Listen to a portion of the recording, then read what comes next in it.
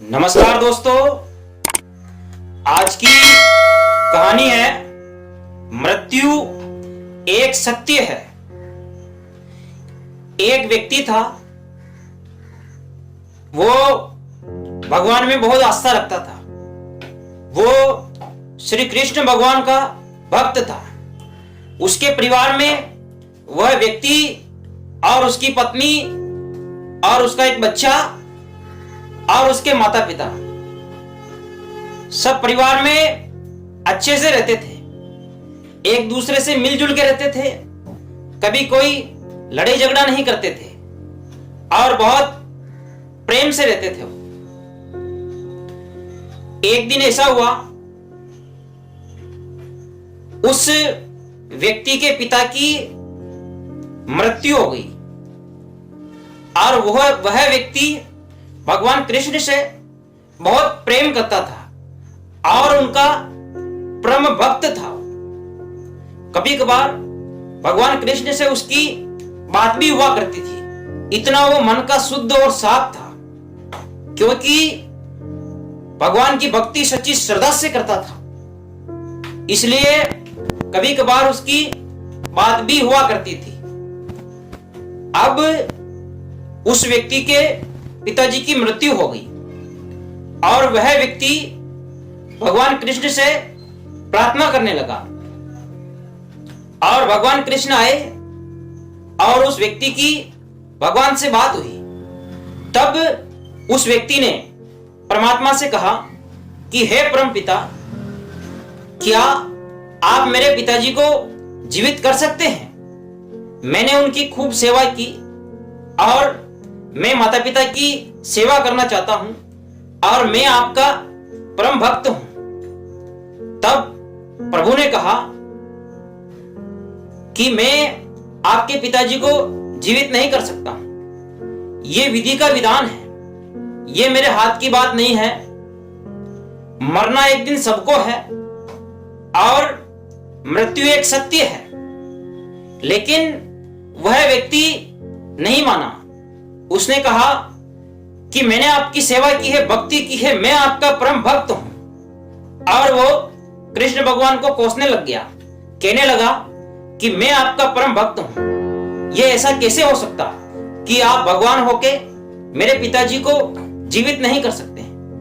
लेकिन जो कृष्ण भगवान थे उनको बिल्कुल भी गुस्सा नहीं आया और वो कृष्ण भगवान प्रसन्न हुए।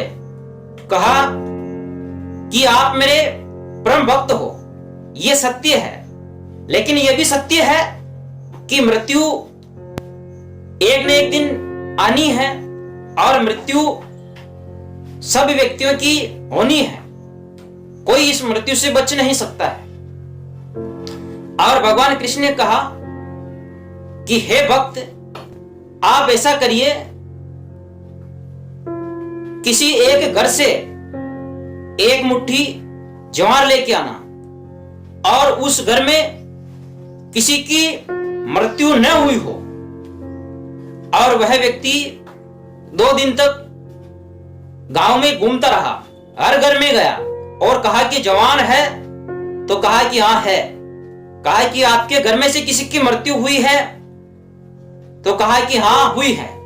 अब मृत्यु तो किसी ने किसी की परिवार के सदस्य में से हुई है, किसी के दादा की हुई है, किसी के दादी की हुई है, किसी के माँ की हुई है, किसी के पिता की हुई है। तो ऐसे हर घर में किसी ने किसी की मृत्यु तो हुई है। वो 2 दिन तक घूम फिर के वापस आ गया और अब वो समझ गया था। आते ही वो भगवान कृष्ण के चरणों में गिर पड़ा कि हे प्रभु, मैंने जाने अनजाने में आपको जो कुछ भी कहा है मुझे माफ करना। मैं समझ नहीं पाया और अब मैं समझ गया हूं। मैं आपसे माफी चाहता हूं। आपने सही कहा कि मृत्यु एक सत्य है और यह सही है। मैं ज्वार के लिए हर घर में गया, लेकिन सब घर में यही हालत थी कि कोई ना कोई किसी न किसी की मृत्यु तो हुई है। इसलिए मेरे पिताजी की मृत्यु भी निश्चिंत थी और होनी थी और हुई है। प्रभु मुझे माफ करना, मेरे से गलती हुई है। और उस व्यक्ति ने भगवान कृष्ण से माफी मांगी। और अब वो जो उसके पिताजी है वो तो चले गए थे और उस व्यक्ति ने उनके क्रियाक्रम किया, जो भी करना था वो किया। तो दोस्तों, कहने का तात्पर्य यह है कि मृत्यु एक दिन होनी है, आज नहीं तो कल किसी न किसी दिन मृत्यु होना निश्चित है। मृत्यु को कोई नहीं रोक सकता है।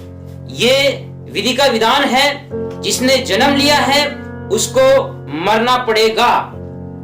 वह व्यक्ति तो भगवान के नजदीक था, वो तो भगवान का भक्त था, वो तो जो चाहता वो कर सकता था, लेकिन फिर भी भगवान ने ऐसा नहीं किया। यदि ऐसा करते तो सब में भेदभाव हो जाता। लोग क्या सोचते कि इनका भक्त होने के नाते भगवान ने इनके साथ इसका भला किया है, इसके पिताजी को जीवित किया है। लेकिन मेरे परमात्मा ने ऐसा नहीं किया। वो किसी के साथ कोई भेदभाव कभी नहीं कर सकते हैं। इसलिए मरना निश्चित है। एक न एक दिन हर व्यक्ति की मृत्यु तो होनी है। जिसने जन्म लिया है उसको मरना पड़ेगा। दोस्तों, ये कहानी आपको कैसी लगी?